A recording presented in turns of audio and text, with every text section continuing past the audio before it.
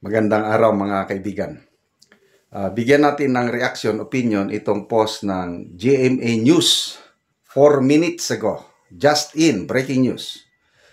The House of Representatives through the Office of the Solicitor General has filed a motion for reconsideration to ask the Supreme Court to reverse its ruling on BP Duterte's impeachment via Tina Panganiban Perez, GMA Integrated News. Okay, so ito na po, in-attach ng GMA News yung motion for reconsideration na isinubmit ng Kamara sa Supreme Court. Basahin natin yung laman.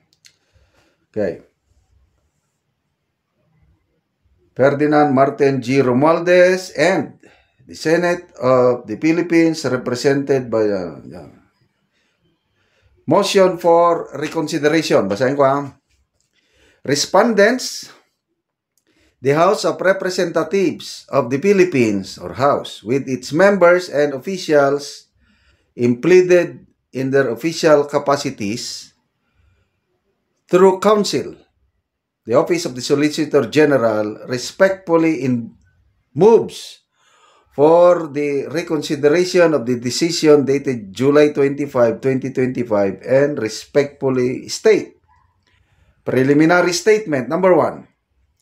The House of Representatives, as part of a co-equal branch of government, respectfully submits this motion for reconsideration in recognition of the judicial power constitutionally vested upon this honorable court.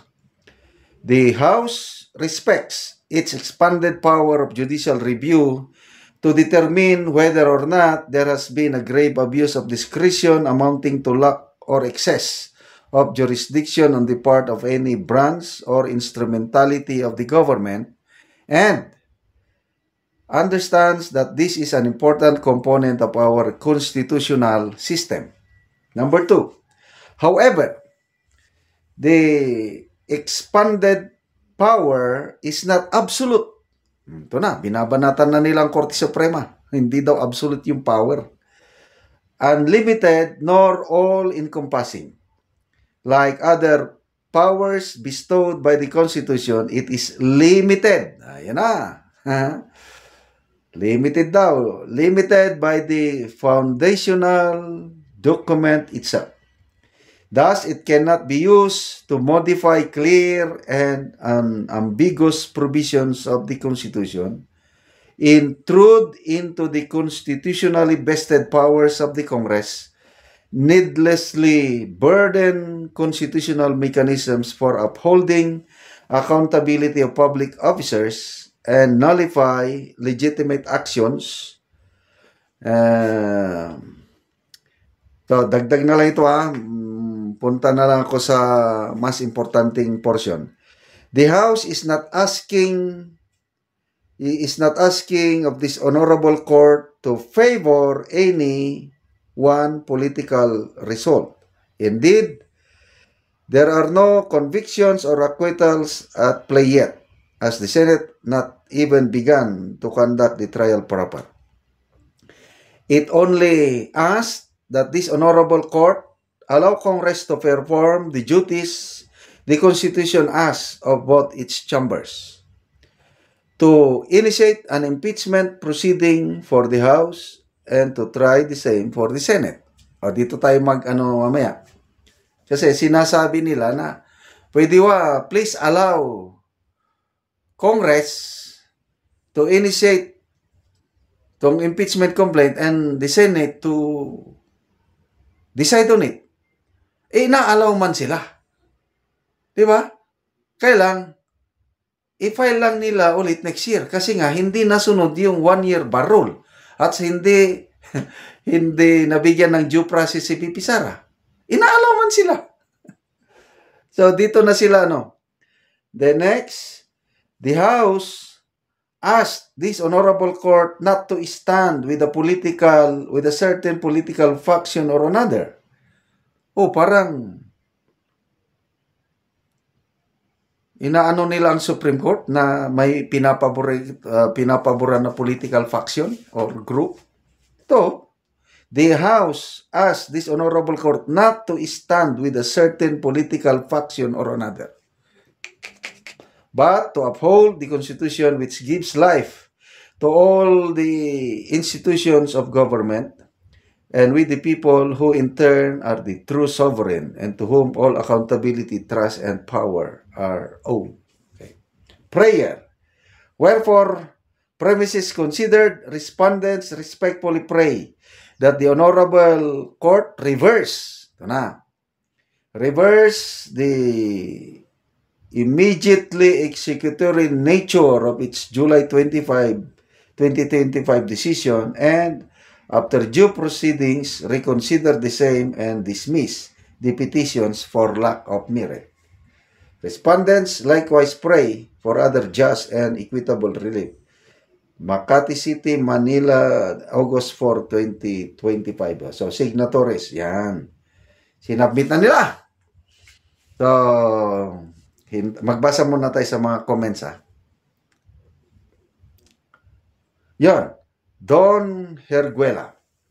Congress was not deprived of their power to do trial. The issue at hand was due process was not followed. Very simple. Yan ang sinasabi ko kanina. This only shows that Congress can do whatever they want without considering due process. Yes, hindi naman sila pinagbabawalan ng Korte Suprema na ituloy ang impeachment proceedings. Pinadili lang kasi nga na-violate yung 1-year bar rule at saka walang due process. Gawin nyo ng tama, sabi ng Supreme Court, dahil hindi tama yung ginawa nyo. O gawin nyo ng tama, mag-file ulit kayo next year, February 6, 2026. Bakit hindi sila makahintay?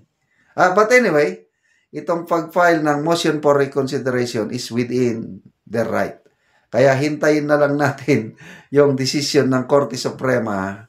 Kaya lang, balitin ko, paliwanag ni Senator Marcoleta, na rinig ko siya, imposible daw, napakalayo, suntok sa buwan, na babaguhin pa ng Korte Suprema yung decision nila kasi unanimous eh. Tapos wala namang compelling argument na nabasa ko dito. Yung nabasa ko lang kasi ito lang na hindi naman sila pinagbabawalan. Yun lang. Nadili lang ng ilang buwan. O di tuloy nyo next year. So good luck sa House of Representatives kung anong kahinatnan itong motion for reconsideration. Salamat mga kaibigan sa inyong pagsubaybay sa ating channel. Nakakatulong kayo ng malaki sa Tribong Talandig ng Bukidnon dahil ang income natin sa channel na ito is pantulong sa tribo. Namimigay tayo ngayon ng libreng yero at pako para makapagpatayo naman ng mas maayos na tahanan ang Tribong Talandig. Panoorin ninyo ang video na ito. Tango na gyud ni Kuya ang iyang atop nga trapalang. Tagaan na siya og yero.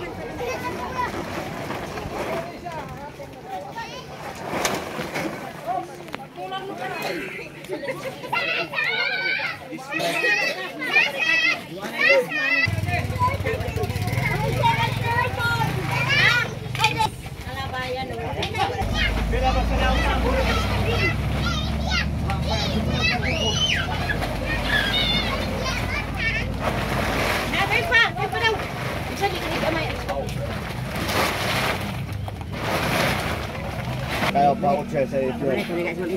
Teka guys.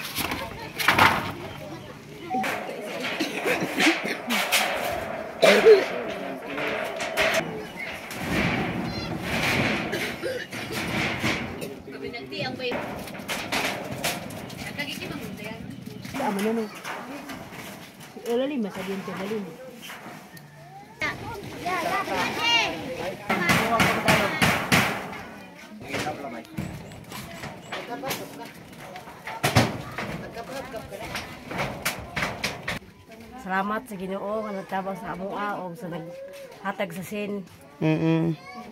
Kung para ang among atok, di kid siya magbugay. Dili naman siya madaot. Oo. Napila na rin kabulan ang inyong atop nga trapalang. Ibay na. bulan. Duha ka bulan lang. So karon nakaatop na mog bag-o. Oh, di kayo mong pasalamat nga nakatop nami yung kuan sin.